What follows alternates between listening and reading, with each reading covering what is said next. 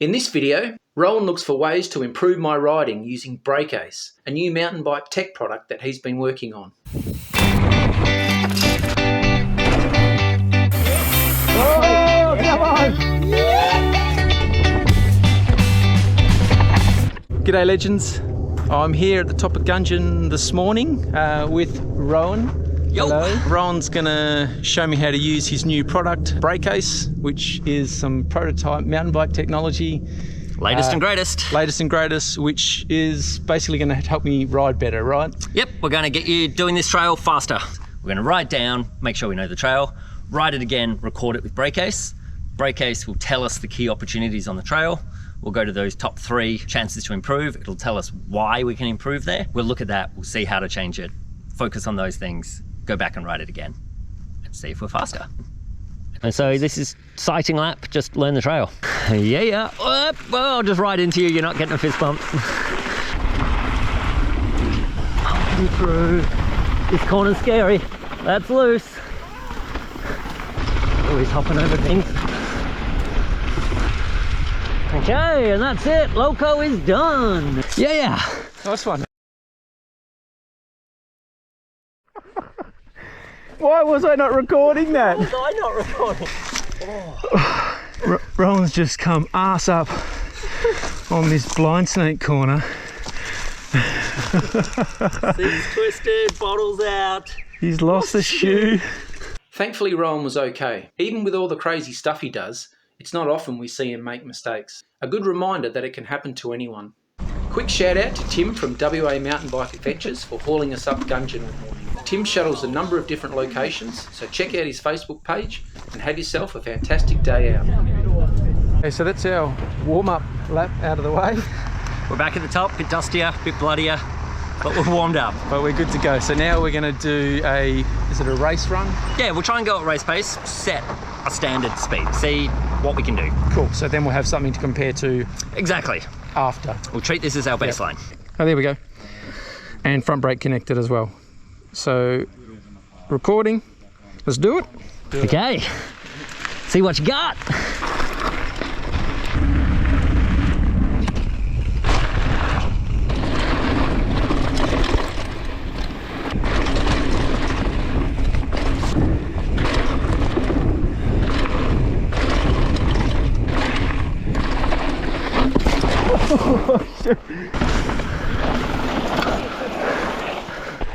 Ryan's turn.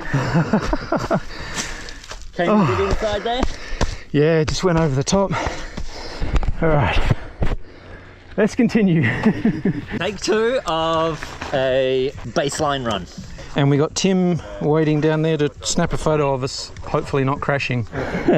We'll try our best.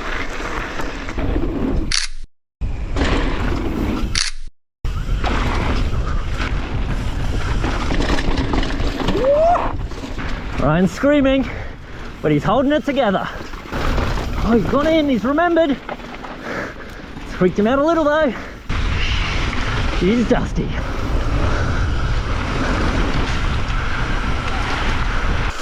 Right. Survived, but felt good. Felt pretty good, didn't crash. Felt like you had a fast time. So.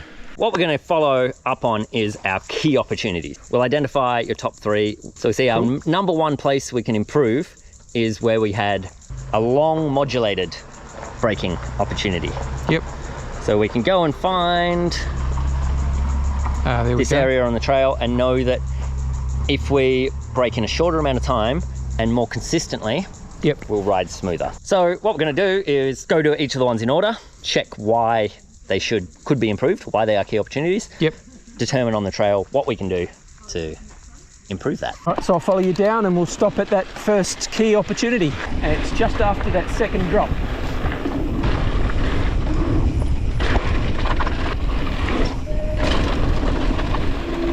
What are you thinking when you ride into this normally? You know, I'm wanting to start slowing down. I'm seeing the corner. I know this is a nasty corner. I'm wanting to scrub my speed and try and get on a good line before I hit the corner. We're going to session this just to feel comfortable, but what we're really thinking about is our braking zone. How late can we wait to brake? And how early can we get off the brakes? The key opportunity starts back here. It's really after that jump, probably pretty quickly afterwards, and most of the way along here. We can wait a little longer to brake if we know we can brake. And looking at this, there's plenty of braking area. The brake bumps start down here. So up until this point, we can be hard on the brakes. Don't need to brake until we're out of the trees. We can start moving that in. And I need to try and delay my braking till after the tree. Rider!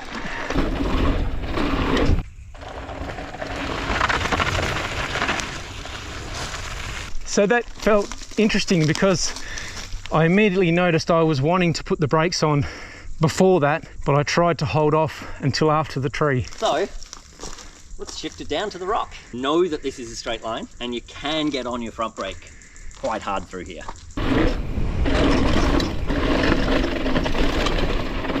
Woo! Wow, that felt heaps faster. The sound as you came into the berm sounded smooth and fast. Awesome, Cool. yeah, that was good. Opportunity number 1 done. Let's move on to key opportunity 2, which I think is right behind you. Oh no.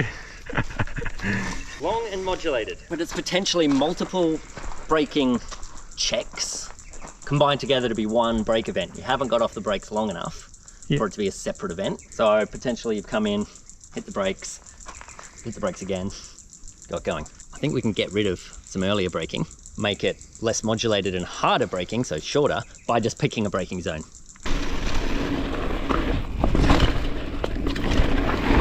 I didn't even brake then, but... You're only going to have so much speed out of that corner above anyway, because we've already got on the brakes hard to make that corner. Might try that one more time. Okay, with more speed. Look at your hand.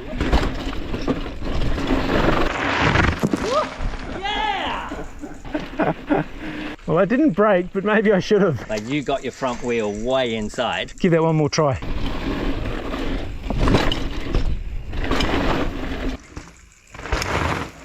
Ew. Looking smooth, looking in control, that looked fantastic. Yeah, cheers, man, that felt good. Really popped that little roller anyway. Yeah, you had so much speed that you just naturally went over it. Yeah, yeah. There was no braking needed or to be had. And by airing over this second set of rocks, you've actually pressed into the ground more in the landing. So you've created traction. That's true. Rather than airing off the end of the rocks and losing traction. Yeah, yeah, yeah. Figure out where your next key opportunity is. So there was the purple one we just dealt with, and there's this red one. Oh yeah. It's another long modulated. Yep. Coming up and down into it. Yeah, boys.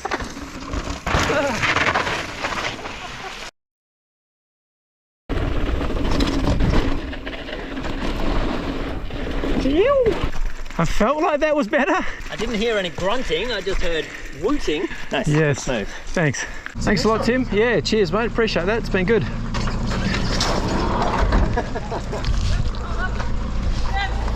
Oh, Tim. Tim. Sorry. Bike's still on.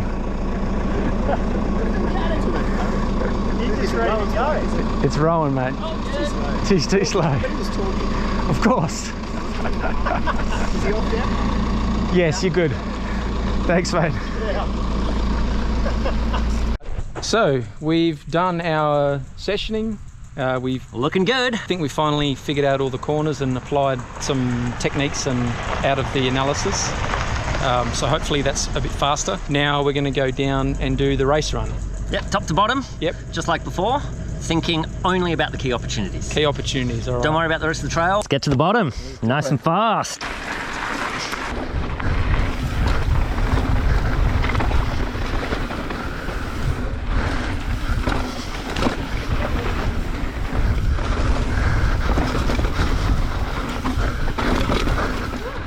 Nice, he's holding it together.